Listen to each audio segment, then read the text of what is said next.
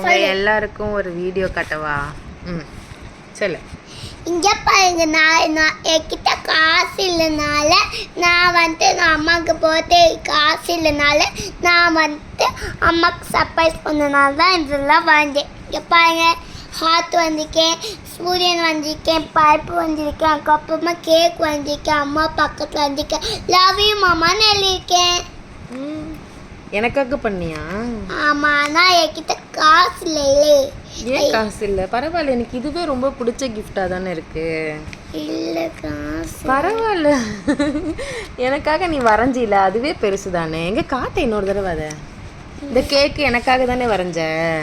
தேங்க்யூப்பா, லவ் யூப்பா.